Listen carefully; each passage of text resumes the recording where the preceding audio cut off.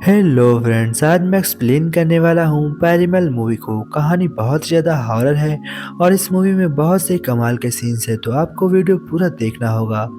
कहानी की शुरुआत में हम देखते हैं एक आदमी को जो एक गुफा के बाहर कुछ अजीब सी चित्रकारी कर रहा होता है, क्योंकि इस गुफा के अंदर एक बहुत ही बड़ा मॉन्स्टर रह रहा है।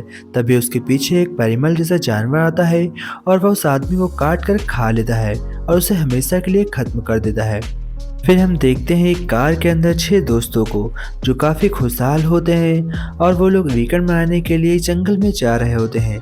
जैसा कि हमने स्टार्टिंग में देखा था, एक आदमी को एक आदमी ने मार दिया था, उसी जगह ये भी लोग जा रहे होते हैं। हम देखते हैं कि इस जंगल में बहुत सारे जानवर ऐसे ही घूम रहे हैं जो रहस्यमय तरीके से गायब हो रहा है, यानी कि कोई उन्हें मार कर खा रहा है, लेकिन वह आदमी वह चीज़ आज तक पकड़ में नहीं आई है। हमें दिखाया जाता है कि वो लोग सही सलामत इस लोकेशन पर पहुंच चुके हैं। अब वो लोग आगे की चढ़ाई स्टार्ट करते हैं। ये लोग पहाड़ के ऊपरी हिस्से में जाते हैं जहां पर लोकेशन बहुत ही अच्छी होती है और यहां से नज़ारा कमाल का दिख रहा होता है। तभी वैरन को एक गुफा दिखाई पड़ती है और उस गुफा के बाहर बहुत सी कलाकृतियां बनी होती हैं। तभी उनमें से एक लड़की जिसका नाम एंजा होता है, वह एक पत्थर से टकरा कर गिर जाती है और उसके काफ़ी चोट लग जाती है। फिर वो लोग लगातार आगे बढ़ते रहते हैं। हम देखते हैं कि वो लोग एक झील के किनारे पहुंचते हैं और फिर वो सभी लोग इसी जगह कैंप लगाने का फैसला करते हैं। हम देखते हैं कि वो अपनी गाड़ी से सभी सामान निकालते हैं और वहाँ पर एक अच्छा सा कैंप लगाते हैं, जिसके अंदर वो लोग जोड़े जोड़े में रह रहे थे, यानी कि 3 मर्द थे और 3 औरतें और सभी एक दूसरे के साथ रह रहे थे, यानी कि 2 लोग एक साथ, 2 लोग एक साथ और 2 लोग एक साथ। फिर हम देखते हैं एंजा को जो एक पत्थर के किनारे बैठी होती है, क्योंकि उस पत्थर पर बहुत सारी कलाकृतियाँ बनी होती हैं और यह वही वाली कलाकृतियाँ हैं जिसे हमने देखा था कि स्टार्टिंग में एक आदमी बना रहा होता है। इन सभी लोगों को बिल्कुल भी अंदाजा नहीं होता है कि इनके साथ आगे क्या होने वाला है। ये लोग कैंप जलाकर वहाँ पर कुछ जानवर का शिकार करते हैं और अपने पेट को भर रहे होते हैं। ऐसे ही बातचीत करते करते वहाँ पर रात हो जाती है और अब सोने का समय हो गया है। सभी अपने अपने कैंप के अंदर जाने का बात कर रहे होते हैं, लेकिन उनमें से क्रिस बोलता है कि अभी वक्त ठीक नहीं हुआ है। तभी वैरन कहती है कि मैं नहाने जा रही हूँ और वह झील के पास नहाने के लिए चली जाती है। वह अपने कपड़ों को उतार कर अकेले ही झील के अंदर चली जाती है। तभी उसके शरीर में बहुत सारी चोट चपक जाती हैं। फिर वह अपने बॉयफ्रेंड कैट को बुलाती है। कैट फौरन वहाँ पर नमक लेकर आता है और वह सभी चोक को छुड़ाकर वापस तालाब में फेंक देता है।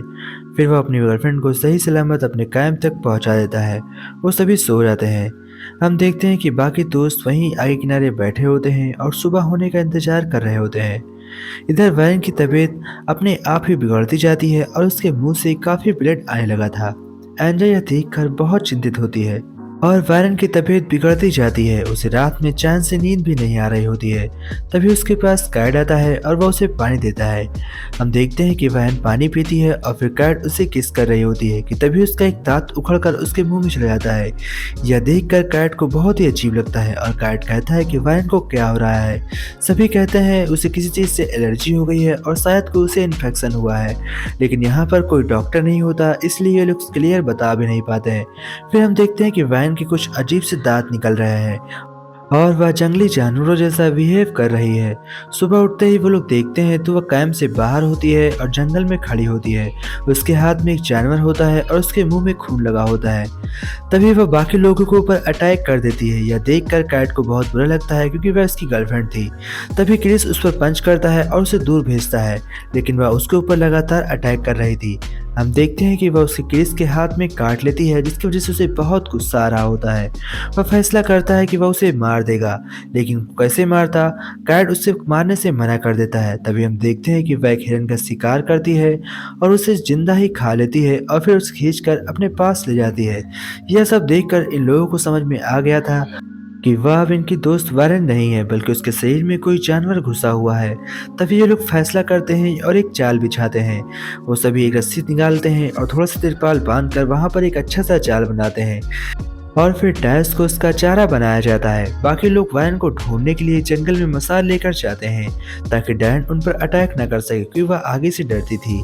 तभी वैरन एंजा को देखती है। वह एंजा के पीछे आ रही होती है। मिल के हाथ में भी मिसाइल होती है। वह उस पर अटैक कर उसे रोक रही थी। एंजा की जान खतरे में होती है। वह एंजा के काफी करीब होती है और उसे मारने वाली होती है कि तभी वहां पर मिल पहुंचती है और उसे बचा लेती है। फिर वह उसे छोड़कर और फिर वह क्रिस के ऊपर अटैक कर देती है। क्रिस फौरन वहां से हट जाता है और वो लोग उसे जाल में पकड़ लेते हैं और आपस में बात करते हैं कि हमें वारन को हॉस्पिटल ले जाना होगा, वह हमारी ही साथी है। यह देखकर वो सभी बहुत घबराने लगते हैं। तभी वह अपने हाथों को खोल लेती है और क्रिस के ऊपर अटैक कर देती है। क्रिस से गर्दन में काटने की वजह से उसकी मौके पर ही डेथ हो जाती है। और फिर वायरन कैट को दौड़ा लेती है। कैट भागकर उसी झील में छिप जाता है जहां पर वायरन ने नहाई होती है। इसलिए अब कैट के ऊपर भी उसी जानवर रोग का असर हो रहा था।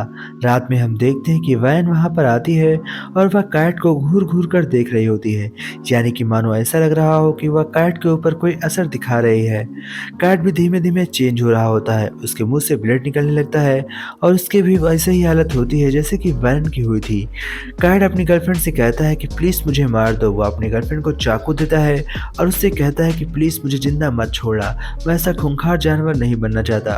वो अपने आप को मारने के लिए हाँ कर देता है। सभी लोग उसको मारने की कोशिश करने वाले थे, पर किसी की बस की ये बात नहीं थी कि वह अपने दोस्त को जीते जी जान से मार दे।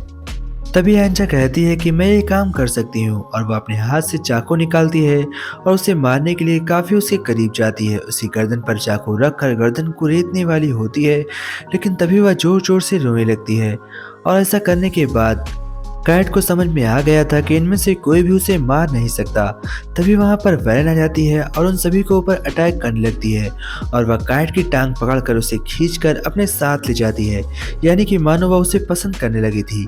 रात में हम देखते हैं कि वो सभी बचे हुए लोग जाकर वैरन और उसे कैट को ढूंढने लगते हैं, लेकिन वैरन अकेले वहां पर आती है और उन सभी के ऊपर अटैक कर उन्हें डराकर वहां से भगा देती है, क्योंकि उसे कैट के साथ कुछ वक्त बिताना होता है। फिर वह कैट के पास चली जाती है। तभी रास्ते में उसे डैश मिलता है और वह उस पर काबू पाने की कोशिश कर रहा होता है, लेकिन वैन उसके उंगलियों को काट कर अलग कर देती है।